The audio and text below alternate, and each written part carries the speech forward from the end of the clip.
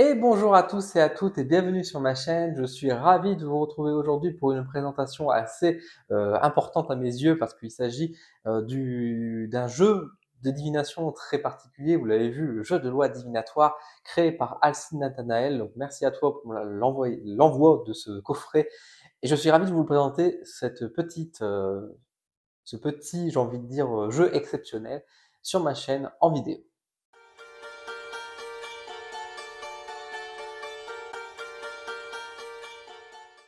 Le jeu de loi divinatoire. Dylan, qu'est-ce que c'est? Le titre est assez évocateur. C'est un jeu de loi qui permet de faire de la divination. Et oui. Alors ça peut paraître surprenant, mais il faut savoir qu'à la base, le jeu de loi, il y avait des valeurs de divinatoire. Ça s'est un peu perdu par la suite pour devenir plus un jeu de société, mais au final, il y avait quand même des bonnes bases de divination là-dessus. Et c'est ce que propose Alcine Nathanael, c'est de revenir un peu à l'essence même de ce qu'était le jeu de loi à l'époque, en créant son propre jeu de loi, du coup, et de pouvoir faire de la divination ainsi. Alors vous allez me dire, mais Dylan, comment on fait ça? Eh bien, je vous propose de découvrir ça dans le coffret et de vous expliquer un peu comment fonctionne le jeu, parce que vous verrez, il y a des petites subtilités qui sont très intéressantes.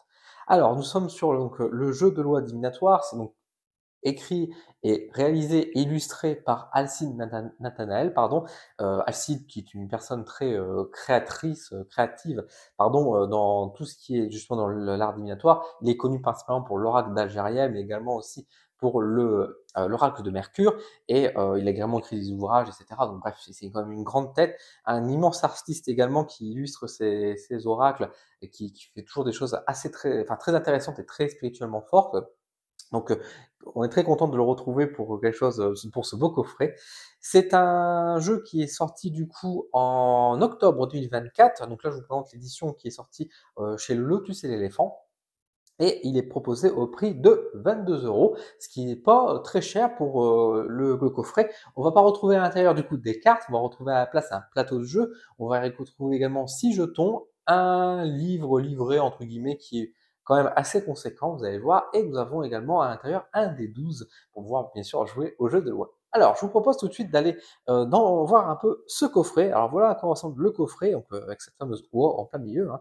Le jeu de loi divinatoire. Alors, donc vous pouvez voir ici, nous avons les 2 dés qui sont à l'origine du dé de 2d6 pour pouvoir jouer au jeu de loi, pardon, mais à l'intérieur, nous aurons à la place un des 12 qui est, ma foi, plus intéressant, je trouve. Donc voilà un peu à quoi ça ressemble l'arrière. Donc vous voyez, donc partez à la découverte de vous-même en explorant les 63 cases magnifiquement illustrées de ce jeu de plateau.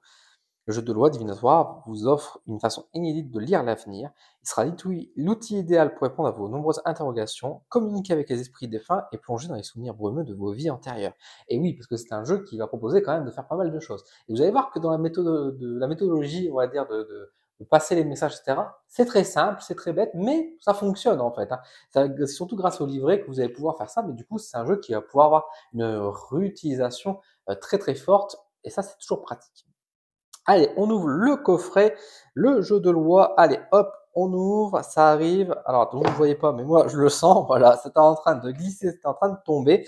Donc, nous avons tout d'abord, hop, on va sortir le livre de la boîte. Donc, le jeu de loi divinatoire, livret explicatif. Alors, le début est assez classique, hein. Donc, on a une introduction, l'origine, l'histoire du jeu de loi. Donc là, voilà, bref, on a un petit rappel. Les règles du jeu. Bref, c'est du jeu de loi, quoi, c'est très classique. Donc là, on a un petit rappel que sur certaines cases, on doit faire des actions particulières, mais ça, c'est rappelé sur le plateau, donc c'est quand même pratique. Quelques notes sur le spiritisme, quand même, pour mettre un petit avertissement là-dessus, parce que parfois, on peut contacter avec les défunts avec ça. Et ensuite, nous avons, du coup, directement les différentes cases du plateau qui sont expliquées, du coup, une par une. Vous voyez déjà un peu les illustrations, donc livrées en couleur également. Alors, ce qui est intéressant, je vais vous faire une petite pause sur cette case-là, par exemple. Les livres. À l'intérieur, vous allez en fait avoir des paragraphes différents, et chaque paragraphe va vous donner en fait une interprétation sur les différents domaines. Donc là, par exemple, voilà, donc, de manière générale, donc le livre, c'est sur les savoirs, les connaissances. Un indique au consultant toute forme d'apprentissage. Concernant le domaine affectif, ça veut dire ça, ça, ça, ça. Alors, ça peut parfois donner une interprétation si vous êtes célibataire ou en couple. Côté pro, et ensuite, hop, concernant les vies antérieures, concernant le spirituel, et cette case évoque les environnements lieux. Ça donne aussi quelques informations pour envoyer vers des lieux, par exemple. Donc c'est quand même simple, mais c'est pratique en fait, tout simplement. Donc même si vous savez pas forcément lire les vies antérieures, vous savez pas forcément, on va dire, savoir connecter bien avec la médiumnité pour les esprits, ben, vous avez quelques messages qui vous permettent de mieux comprendre et de pouvoir interpréter un petit peu avec vos ressentis les choses. Donc voilà un peu à quoi ressemble ce livret qui est, encore une fois, bien fait, hein, il est complet. Hop, je le pose sur le côté et nous avons du coup à l'intérieur donc le fameux plateau de jeu et nous avons également ici donc à la fois le fameux D12 qui est juste ici et nous avons également des jetons. Alors, on a 6 jetons au total, j'en ai un. Pourquoi on en a 6? Eh ben parce que simplement ça peut se jouer à plusieurs. Alors vous allez me dire, mais Dylan, c'est un jeu ou c'est un tirage de divination? C'est les deux, mais c'est surtout de la divination. Et ce qui est intéressant, c'est qu'on peut faire de la divination ensemble. On peut faire effectivement jusqu'à 6, donc jusqu'à 6 joueurs ou jusqu'à 6 personnes. On va pouvoir faire de la divination tous ensemble. Donc ça, c'est plutôt bien. Donc voilà à quoi ressemble le plateau. Donc hop, ça coupe un peu vers le bas. Alors, par rapport au cadre, on voit un peu l'ensemble. Nous avons les règles du jeu qui sont rappelées. Encore une fois, c'est très basique, hein, les règles du jeu, je vais vous montrer. Hop, la case départ est ici et nous avons le dé. Donc, on peut jouer, comme je vous disais, jusqu'à 6. Alors, faire de la divination jusqu'à 6, c'est quand même assez original, mais ça permet justement, surtout quand on fait par exemple du spiritisme, etc., ça peut être plus pratique quand on fait par exemple de la Ouija, où on est autour des tables, etc., on est souvent accompagné à plusieurs. Mais par exemple, si on a des questions en commun, ou si on a des questions, ou même des questions différentes, bah, chacun peut se mettre autour du truc, et puis on tire chacun notre rôle par rapport à notre question, et on peut du coup s'aider un petit peu sur l'interprétation de l'un et de l'autre en venant compléter les messages et du coup il y a un côté très interactif, très ludique qu'on n'a pas forcément, on va dire habituellement dans le jeu, dans les tirages de cartes où on est parfois un peu solitaire, un peu voilà tout seul, etc. On peut parfois être accompagné, mais on est souvent tout seul. Là, ça peut venir accompagner, dire ah, tiens on va jouer un peu à deux, on va essayer de voir les messages qu'on peut avoir ensemble. Et encore une fois, ça peut être intéressant si on a des projets en commun, par exemple parce qu'on doit acheter une maison, voir un peu qu'est-ce que moi je reçois comme message et qu'est-ce que l'autre personne reçoit comme message, qui peut être assez connecté et qui peut chacun apporter une subtilité différente. Alors bref, vous voyez qu'il y a des choses à faire. Bien évidemment, ce jeu de loi permet aussi de jouer tout seul, ce que je vais faire un peu aujourd'hui avec vous dans ce tirage. Alors, il suffit en fait tout simplement déjà de commencer, c'est tout simplement poser une question. On commence à poser une question, alors plutôt à voix haute. Alcide notamment encourage à utiliser également, à allumer des bougies, enfin bref, se mettre en préparation, comme si vous allez faire finalement un petit tirage, de vous mettre vraiment en préparation pour ça. Et après qu'on a posé une question, hein, voilà, est-ce que je vais gagner beaucoup d'argent, par exemple? On est parti. Donc là, on a mis mon petit jeton orange parce que j'aime bien le chakra sacré, et on va lancer le dé tout simplement. Alors là, vous ne voyez pas, mais le dé a roulé et j'ai eu la somme 10. Et tout simplement, à l'image du jeu de loi, 1, 2, 3, 4, 5, 6, 7, 8, 9, 10, on arrive ici. Donc on arrive sur cette case, donc qui représente a priori une sorte de montagne, voilà, de lieu un peu au loin. Et on dit, ah bah ok, j'ai eu ça comme message, ok, et bah comme pour les cartes, après vous allez prendre votre petit livret et vous allez voir en fait le message. Donc là, c'était la carte du brouillard. Et donc là, par exemple, on a cette case évoque une période de doute et d'incertitude vécue par le consultant ou un proche de celui-ci. Donc là, on voit que par exemple, par rapport au domaine de l'argent, je suis plutôt pas très confiant sur l'avenir. On va dire ça comme ça. Donc voilà, vous voyez un peu le truc. Et après, bah, tout simplement, on va relancer le dé, là j'ai fait 2, donc 1, 2, donc là on arrive à 12, et donc hop, pareil, on avance pas très loin, on a la carte de la maison. Cette carte représente les lieux de vie, et plus particulièrement l'habitation du consultant ou proche de celui-ci. Alors effectivement, ça c'est plutôt bien parlé par rapport à ma question, parce qu'effectivement, je vais faire pas mal de dépenses concernant ma maison prochainement. Du coup, effectivement, c'est pour ça que je suis un peu méfiant. Mais vous voyez qu'au final, c'est quand même assez ludique, c'est assez sympathique, ça change un petit peu. Plutôt que de tirer et battre les cartes, ici on lance un dé et on avance sur ce plateau et on va voir un peu au niveau des cartes. Et il y a quand même une part d'aléatoire parce qu'on ne sait pas trop où on va tomber, où on va atterrir. Donc c'est quand même très simple. Sur certaines cases, hop, je reviens par rapport ici, vous voyez qu'il y a directement certaines cases, comme le jeu de loi, où finalement on doit faire des actions particulières, comme par exemple la case 31, interpréter le message de la case, puis au choix, jouer en sens inverse le tour prochain, ou alors passer son tour une fois, ou bien attendre qu'un joueur arrive sur la case 31 pour rejouer, etc. Vous voyez que, enfin voilà, ça donne un peu des petites subtilités, des petits moments, on va dire, qui changent un petit peu pour pouvoir faire l'interprétation de cartes enfin, l'interprétation des cases, pardon, et donc d'amener un peu, on va dire, une différence et pas juste lancer le dé de temps en temps. Bon, Ça me rappelle la manière de faire d'ailleurs de la règle du jeu de loi divinatoire, ça me rappelle un peu mon service Guidance des héros. Si vous ne connaissez pas, je vous invite à aller voir, où justement moi aussi je me sers de dés pour faire le tirage, ou des dés 20 cette fois-ci, où là par contre il y a des petits effets qui peuvent modifier parfois le nombre de cartes, des choses comme ça. Bref, c'est très intéressant de jouer avec des dés hein, quand on fait la divination. Je me fais faire ma petite parenthèse, je reviens sur donc le jeu de loi divinatoire.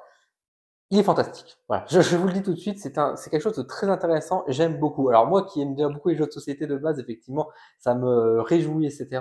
Et c'est vrai que je savais pas trop. Je me disais, ok, je connaissais pas. J'ai testé, j'ai fait plusieurs tirages, etc. Et c'est assez bluffant de voir déjà, on va dire le côté un peu addictif qu'on peut avoir déjà avec ça. On a envie de faire des tirages tout le temps avec ce jeu. Et en même temps, il y a un côté où vraiment les messages sont hyper parlants. Et ça, c'est la force d'Alcide Nathanael, pardon, qui a toujours eu, on va dire, des jeux qui sont extrêmement forts énergétiquement, extrêmement puissants. Euh, Droit au but, énergétiquement, qu'il y a quelque chose. Et ça se retrouve également ici. Alors, les cases qu'on voit dans les représentations, etc., déjà, les images sont magnifiques, elles sont toujours très symboliques, etc. Pas toujours facile à interpréter, soyons clairs, parce que par rapport à d'autres jeux, effectivement, parfois la symbolique est un peu plus forte. Là, autant on a des images symboliques qui peuvent nous aider un petit peu, mais c'est quand même beaucoup des illustrations qui va nous inviter à nous poser et à réfléchir. Donc c'est vrai que c'est pour le coup, moi qui ai tendance à dire le livret, vous le mettez à la poubelle, là pour le coup, il est un peu indispensable, j'ai envie de dire, pour bien l'interpréter. Et notamment si vous faites des tirages, on va dire, pour pouvoir faire par exemple les vies antérieures ou même du spiritisme, etc. Effectivement, c'est quand même bien plus facile d'avoir le livret avec soi. On peut bien sûr s'en passer si on le souhaite et si on est aguerri, mais c'est vrai que de manière générale, et c'est ça aussi qui fait la force finalement des oracles d'Alcide, c'est que justement ce sont des jeux qui sont très forts pour les débutants, qui peuvent permettre déjà de donner une bonne base, des bases sérieuses, des bases aussi qui sont vraiment dans le noble art, j'ai envie de dire, de ce qu'est la divination. Et en même temps, pour les personnes les plus aguerries, bah, de pouvoir, en fait, on va dire, d'aller encore plus loin dans les interprétations, d'être beaucoup plus dans le ressenti, etc., de travailler beaucoup plus son instinct, et c'est très intéressant. Encore une fois, Très bien, vous posez des questions claires, etc. Vous pouvez poser des questions oui ou non. Alors vous allez me dire, quand on s'arrête finalement de tirer, etc., l'auteur le précise très bien, c'est au moment où vous le sentez. C'est-à-dire que si par exemple vous avez lancé le dé une fois et la première case vous répond à votre question, vous pouvez très bien dire j'arrête là. Si vous voulez avoir plus de détails, vous continuez à jouer jusqu'à ce qu'arrive bien sûr à la fin et que là, bon, par contre, bon, bah, c'est fini quoi. À un moment donné, on va pas retirer une disant oh, on va pas refaire le tour parce que quand même, à un moment donné, il faut savoir s'arrêter. C'est comme dans un jeu de cartes, on va pas bien sûr tirer tout le paquet pour avoir toutes nos réponses en disant ah, voilà, je l'ai enfin eu cette carte de succès. Hein, voilà, je serai en couple. Non, il faut quand même savoir se raisonner et accepter aussi les messages qui sont là. Mais encore une fois, c'est des messages qui sont très forts, très puissants, très justes. Une petite pépite, et encore une fois, ça change encore une fois de ce qu'on trouve habituellement dans la divination. Au-delà de se dépasser les cartes, on se dit tiens, on va faire un tirage, on sort ce plateau qui est très simple, vous voyez, il n'y a pas grand chose à faire, il n'y a pas de grande préparation. Vous prenez, vous ouvrez le plateau, vous lancez le dé, vous partez, et c'est parti, et vous avez les messages. Donc c'est très rapide, c'est très simple, il n'y a pas besoin d'aller ramener de l'encens, de purifier, je ne sais pas trop quoi, on peut se lancer tout de suite, et en plus on peut le faire de manière interactive, encore une fois, avec d'autres personnes, des joueurs ou des personnes qui voudraient répondre à tes questions, et c'est très très bien. Quand on peut jouer au jeu de loi classique avec ça? Oui, mais bon, on passe à côté de quelque chose, quoi. C'est quand même dommage que là on est vraiment sur un jeu de divination aussi. Le but c'est quand même d'interpréter les cas sur lesquels on s'arrête et qui donne encore une fois une bonne symbolique. On a un D12 encore une fois à la place de 2D6. Moi je trouve que c'est mieux parce qu'effectivement ça permet d'avoir le chiffre 1 parce que quand on est tout simplement avec 2D6 on est toujours à minimum 2. Du coup forcément par exemple la case numéro 1 elle serait jamais possible à atteindre en réalité. Donc bon c'est pour ça qu'au final c'est mieux d'avoir un D12, sûr que c'est pratique, ça fait qu'un seul dé, ouais, ça devient commun maintenant, je veux dire des dés qui changent de face. Quoi. Voilà en gros ce que je pouvais vous dire concernant ce jeu de loi divinatoire. Qu'est-ce que vous en pensez, vous? Qu'est-ce que ça vous dit, pardon? J'arrive plus à m'exprimer, c'est fou. Je suis dans l'émotion, voilà. Mais est-ce que ça vous parle? Est-ce que ça vous intéresse? Est-ce que vous aimeriez le tester? Est-ce que vous aimeriez le jouer? Est-ce que vous le possédez? Et qu'est-ce que ça vous a donné? Quels sont vos retours? N'hésitez pas à partager. Si ce jeu vous intéresse, comme d'habitude, je vous mets un petit lien d'affiliation pour pouvoir le commander directement sur Amazon. Alors encore une fois, soutenez avant tout les petites librairies, les petits commerces. Mais si vous voulez me soutenir personnellement, merci beaucoup. En passant par ce lien, vous m'aidez. Je vous remercie bien sûr pour tous vos partages, vos commentaires, vos likes, etc. Merci également à tous les membres, beaucoup de Posodin qui s'abonnent du coup à ma chaîne et qui du coup m'aident financièrement tous les mois pour pouvoir développer mon entreprise et vous permettre de faire aussi des présentations, des choses comme ça, etc. Donc, merci beaucoup à vous pour votre soutien. Et puis écoutez, je vous donne rendez-vous pour une future vidéo, de nouvelles présentations. Prenez soin de vous et puis je vous dis à très vite.